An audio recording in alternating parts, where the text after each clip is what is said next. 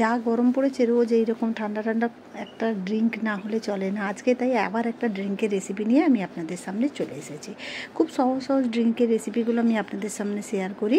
আজকে যেটা করব পেটকে খুবই ঠান্ডা রাখে। এখানে দেখুন আমি বড় চামচে 3 চামচ মৌরি নিয়ে নিয়েছি আর কিছুটা মিশ্রি নিয়ে নিয়েছি। মিশ্রি তো বাড়িতে থাকেই, আপনারা এর বদলে গুঁড়ো ব্যবহার করতে পারেন। আমি এটাকে দেখুন একেবারে পাউডার বানিয়ে নিয়েছি আর এটাকে স্টোর করে আপনারা এখন অনেক দিন পর্যন্ত রেখে দিতে পারেন। আর ফ্রিজে রাখলে তো এটা খারাপ হয়ই না। এয়ারটাইট কন্টেনারে ভরে রেখে দিলে আর যখন দরকার হবে এভাবে বের করেই শরবত বানিয়ে নিতে পারেন, কোনো রকম ঝামেলা ছাড়া। এরপর আমি এখান থেকে 2 গ্লাস শরবত বানাবো, সেই হিসেবে 2 চামচের মতো নিয়ে নিলাম। খুব শরীরকে পেটকে ঠান্ডা করে। একবার যারা বানান তারা তো জানেন এটার স্বাদ কতটা। এর মধ্যে কিছুটা হাফ চামচের মতো কালো লবণ দিয়ে দিলাম। এরপর একদম ঠান্ডা ঠান্ডা জল দিলাম। আপনারা যেরকম ঠান্ডা পছন্দ করেন সেইভাবে করবেন। আমি 2 গ্লাসের মাপে এটা বানাচ্ছি। দেখুন জলটা দিয়ে একেবারে আমি এখানে একটু ঠান্ডা ঠান্ডা জল গরম করছি, মানে ব্যবহারটা করছি আর কি। তারপর এটাকে খুব ভালো করে মিশিয়ে নিলাম যাতে মিশ্রি আর মৌরিটা এর সঙ্গে মিশে যায়। এরপর আমি এটাকে এর মধ্যে দেখুন একটু লেবুর রস দিয়ে দেবো। লেবুর রসটা অবশ্যই দেবেন, এর স্বাদটাকে খুব ভালো মানে একটা বাড়িয়ে দেয়। যেহেতু এর মধ্যে একটু বিট লবণ দেওয়া আছে যার জন্য এটা লেবুর রস দিলে খেতে খুবই ভালো লাগে।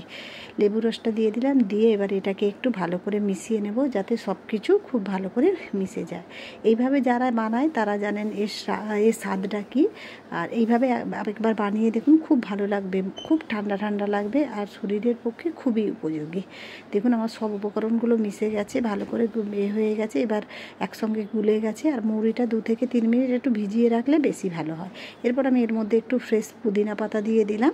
আপনারা হাতের কাছে না থাকলে কোনো ব্যাপার নয়, দেওয়ার দরকার নেই, না দিলেও চলে।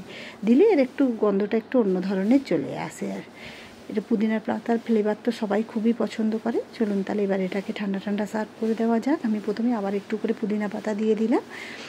দেওয়ার পরে এর মধ্যে আপনারা যে যতটা পছন্দ করবেন সেই হিসেবে বরফটা দিয়ে দেবেন। আর গ্লাসের মধ্যে একটু বরফ না দিলে হয়। এইভাবে একবার বানিয়ে দেখুন, শরীর মন দুটোই ঠান্ডা হয়ে যাবে, খুব ভালো লাগবে। প্রচণ্ড গরম পড়েছে আর এই সময় যতটা মানে পরিমাণ জল খাওয়ার ততটাই ভালো। এরপর আমি এটা আপনারা নাও ছাঁকতে পারেন, কিন্তু মৌরিগুলো গলায় লাগবে, তার থেকে একটু ছেঁকে নেওয়াই ভালো। এইভাবে ছেঁকে ছেঁকে আমি 2 গ্লাসে সার্ভ করে দেব। কেমন লাগলো আমার এই সিম্পল রেসিপিটা? যদি ভালো লেগে থাকে অবশ্যই কমেন্ট করে জানাবেন, পারলে একটা লাইক দেবেন। চলুন তাহলে এটাকে সার্ভ করে দেওয়া যাক। দেখুন আমি একটু উপরে